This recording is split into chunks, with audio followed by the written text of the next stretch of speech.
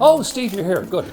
Karl, you scared the living daylights out of me. Well, I've just been outside, you see, tending to my bees. I've got a proper setup for them out there, and there's nothing like the real honey from the real hive. Bees? We can't have bees around here. We're all going to get bitten. Just a minute, what's that noise? I don't hear any noise. The only noise I hear is you being hysterical. Well, we can't have bees around this house. I'm getting out of here. Get another chef.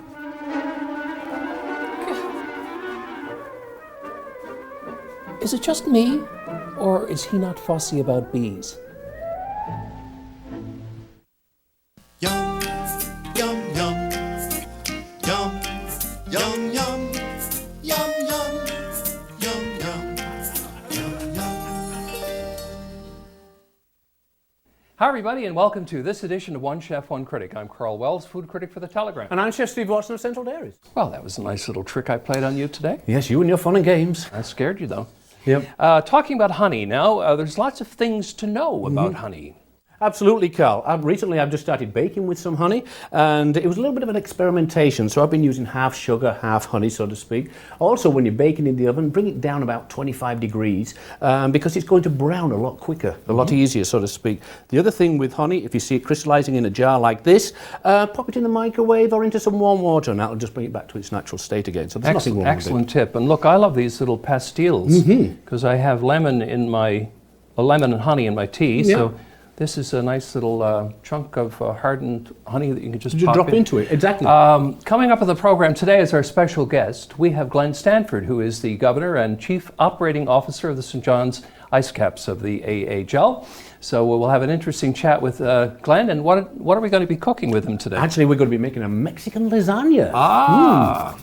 Arriba. And we've got Andrea Maunder in the kitchen today. Usually she's talking about wine on the show, but today she's actually cooking. Yes, she's going to be making some beautiful cream puffs for us. Cream puffs. Excellent. Okay, well, we're going to have fun today, folks. You stick around.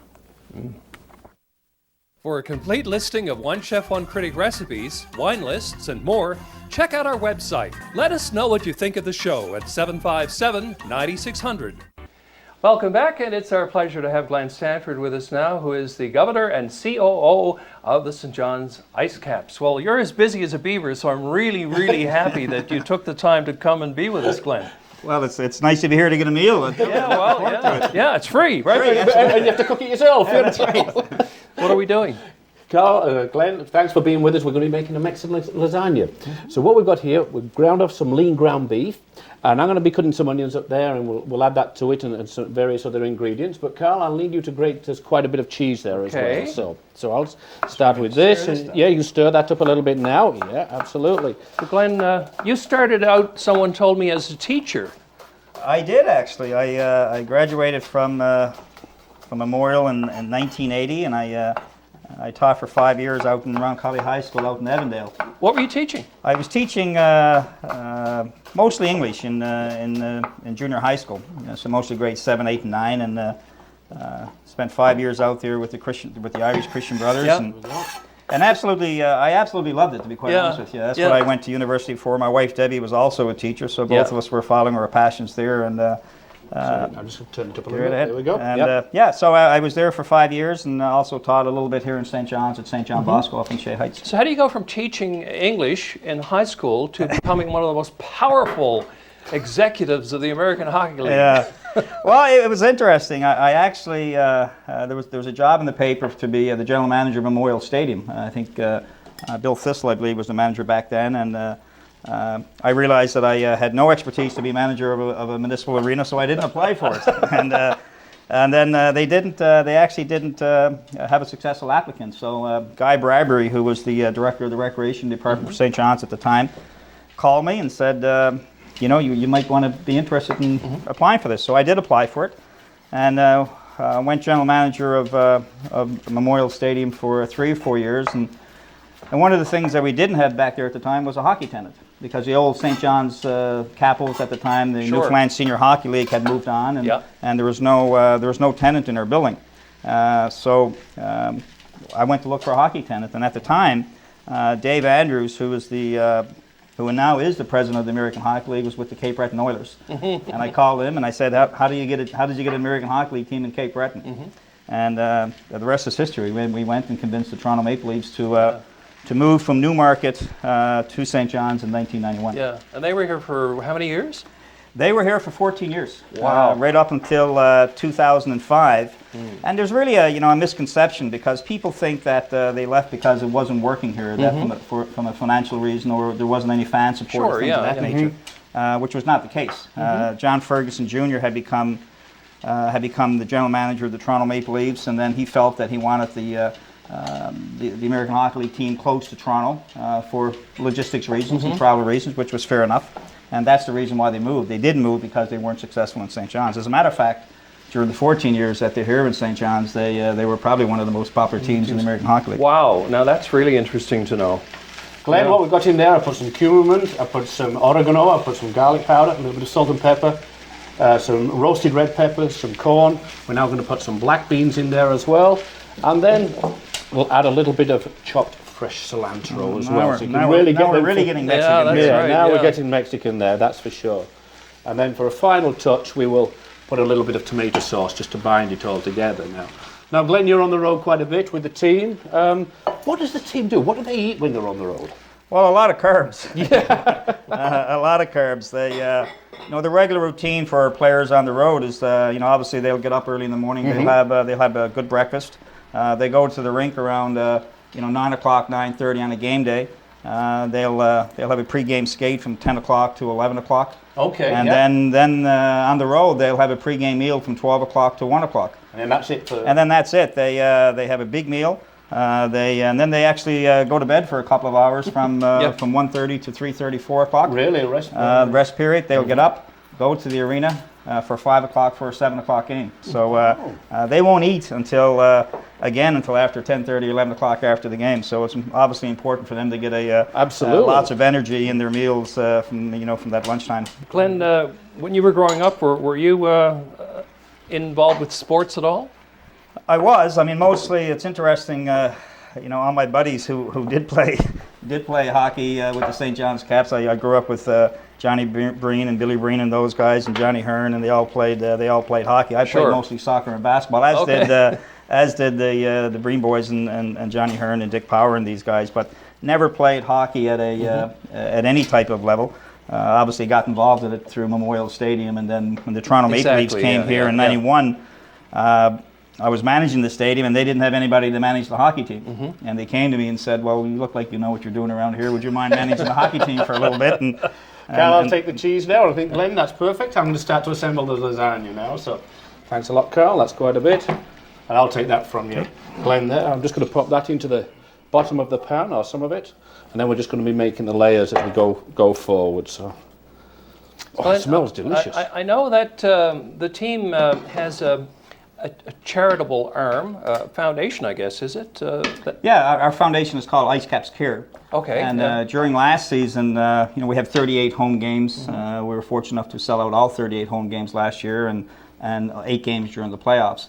And most of the money from our 50-50, actually 50% of the money from the 50-50, as it says, goes towards our IceCaps Care Foundation. And that's really popular, isn't it? Well, it was incredible. I mean, we started off last year at about $10,000, giving out about $10,000, $11,000 a game, and at the end of the year, we were giving out over $22,000 a game.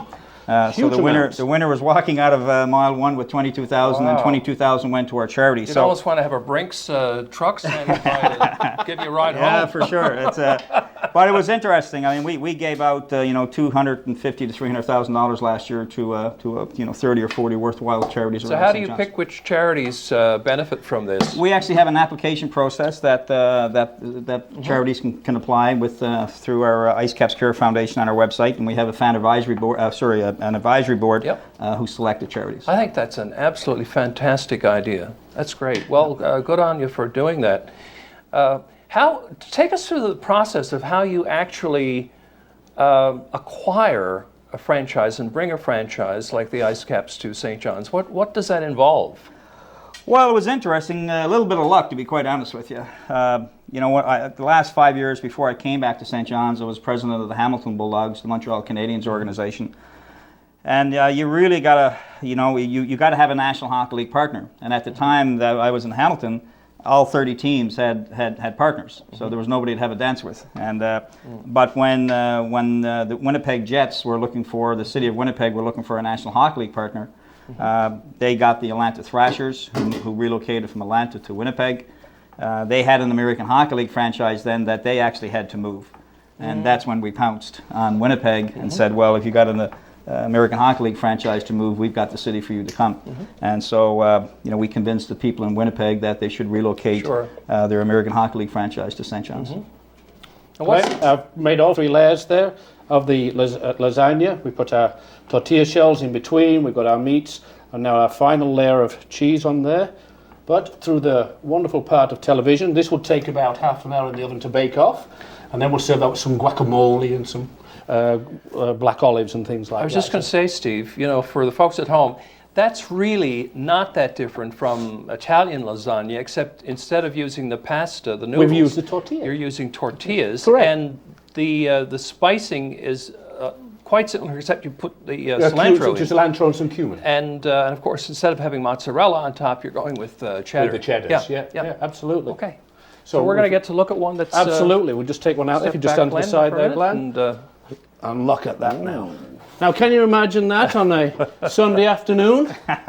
Well, you're watching the NFL. Watching the NFL, yeah. As a stress reliever. That's exactly what I'm going to do. There you go, you see. So that's perfect. With a few, as Don Cherry would say, with a few brewskis there. Absolutely. Oh, that looks absolutely wonderful. Wonderful, absolutely. Well, I think we'll make this even more wonderful because we're going to get some wine to go with that. I'm going to check out the cellar and see what we can come up with. Perfect. Now, Glenn, I've never played hockey. When I was a kid, I used to play street hockey back home in England, and it's a sport that I always wanted to play. I haven't watched a lot of it, but it's an art in itself, isn't it? The foot control, the stick, and the puck, and all that. Well, it really is. This is my, it's my 21st year in the league now, and it's interesting how the hockey player itself has evolved. There was a question was asked to me a couple of months ago. What's the difference between the player now and the player back in 1991? Yeah. And it's interesting because I think they're bigger. They're faster, and they're better conditions. Yeah. No disrespect to the athlete back in 1991, because they're all professional athletes, and they work out extremely hard. But the players today are they're taller, they're fitter, and they work so much harder in the off season. They train absolutely. Yeah, perfect. Thanks a lot, Glenn. Hi, Greg Witter. How are you? Hey, Karl. Well, I hope that's going to go with our dish today. You know what we've got? Mexican lasagna. Have you ever had it? No, I have not had Mexican lasagna. I've never had it either, but it's got the tomatoes in it, of course, like traditional lasagna, ground beef. Instead of mozzarella cheese, we've used cheddar cheese, and it's got cilantro in it, which is one of those herbs that kind of really comes forward, I find, anyway. Sure. So what can we pair with this Mexican lasagna? Well, Karl, 2 things when I hear Mexican lasagna. I'm wondering if the lead component is spice, or is it more tomato sauce based, or is it more traditional lasagna with your tomato and your cheese and your beef? So the reason I ask is because if you have something spicy, you really want to try to offset that spice with something that is low in acid. Because if something is high in acid and high in spice, it just accentuates the spice. Well, let's say we've put a lot of spice in. What would you... Okay, well, if you're doing a lot of spice, I think that you might want to go with something like Guiguel Côte d'Aron. And this is a French wine. Guiguel is quite a famous producer in the wine, and it's about $20 at the NLC. The lead grape here is called Viognier, and Viognier is very low in acid. So if you have something that is acidic, that is spicy, then the low acid can work with the spice. Very good tip. Okay. And for the same reasons, I actually decided to go outside the box a little bit here. Yeah, you sure did. And show you a beer. So beer is very refreshing, as you know, but it is low in acid. And this is called Crack Canoe, and it's made by Moosehead in New Brunswick. And again, the low acid style of a beer often goes very well with Mexican food, if that's the route you want to go. Sure, yeah. Now, last but not least, if your Mexican lasagna is going to be a little more like traditional lasagna, right? When you have, beef and tomato sauce all over the place, and you've got this high acid tomato sauce, you're going to want something that's going to measure up with that. So I chose Pellicero Barbera d'Alba, a nice full-bodied red wine. But Barbera actually has really, for a full-bodied wine, it has nice acid. And that'll work well with the tomato sauce. And because it has a little bit of a tannin structure as well, that will work well with the beef. What's the price point on that one? This is about $30 a bottle. I've poured it at wine shows and I've brought it in for special occasions. Okay, well, you don't even have to put that down. You just hand that to me right now, sir. And that's what we're going to go with, because I think our guests would probably enjoy a nice red wine. And there's not a lot of spice in this dish, so I think this is the perfect pairing. Thanks so much, Greg. Okay, Karl. Take care.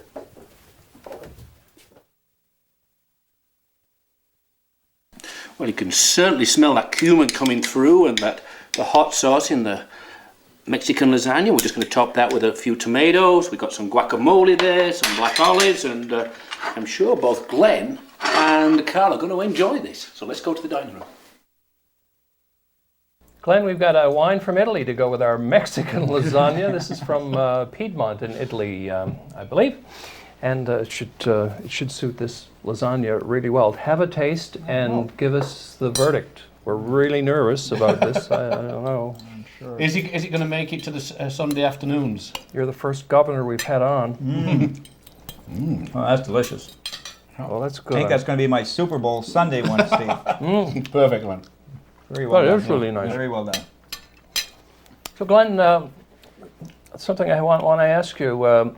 You know, this is a relatively new hockey team in St. John's, and yet it seems to have become absolutely beloved by the fans here in this city. Did you in your wildest dreams imagine that the team would become so popular with the fans so quickly?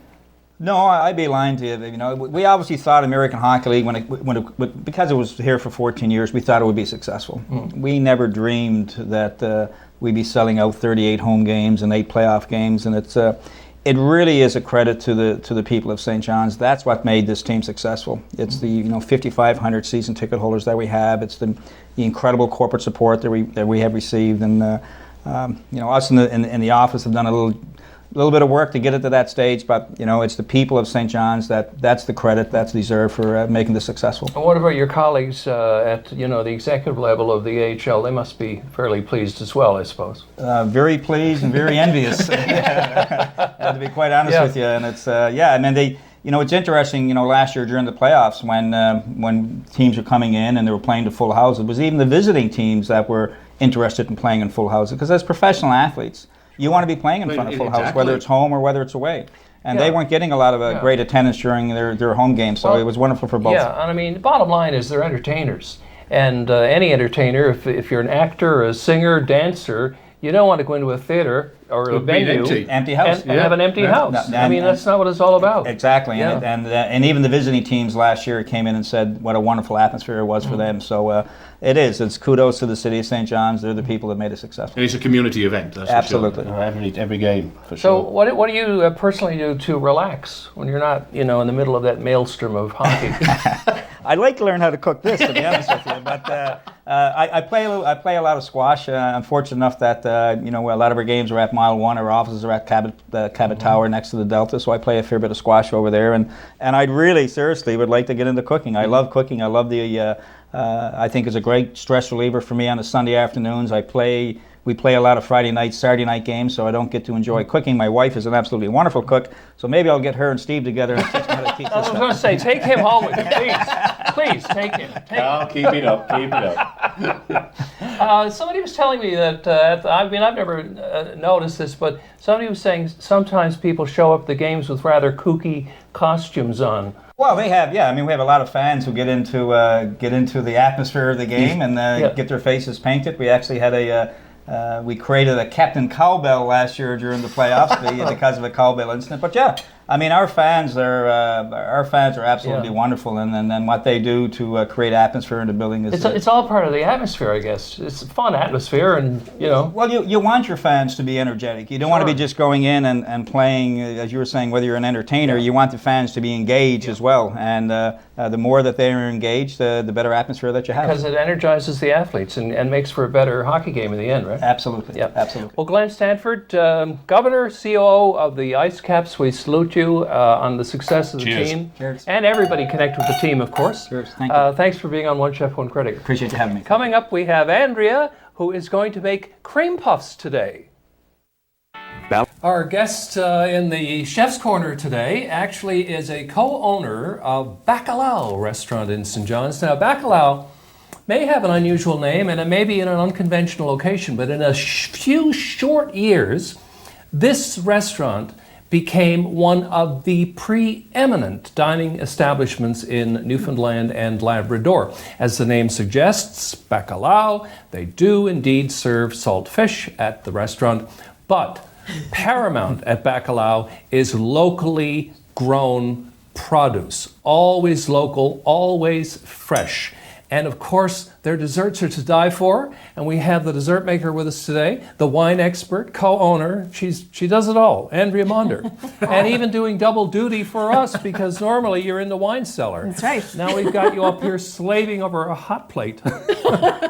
Andrea, we've got a complete workshop here now. What are we going to be baking? We are going to take the mystery out of cream puffs for people today because everybody's terrified about cream puffs. They think that they're very, very difficult to make, but we're going to show how easy they are. It's because they puff. Yes. that's what it Anything is. puff scares people. It does, I think it's so delicate, it's so light, it's got to be complicated. Yeah, but they are not. So we have a cup of water and a half cup of butter simmering away here.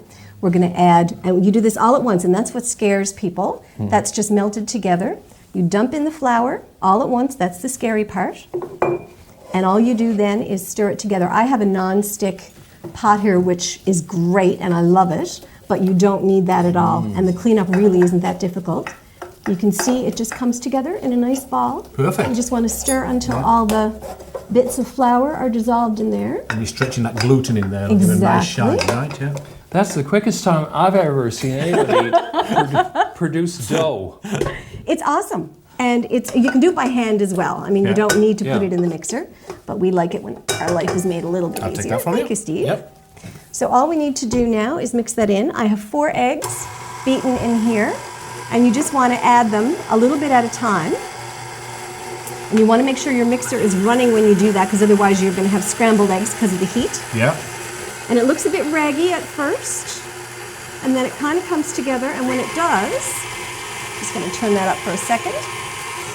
I love how confident you are as you do this, because it's obvious to me you've done this probably a million times before. Quite a few. Yeah.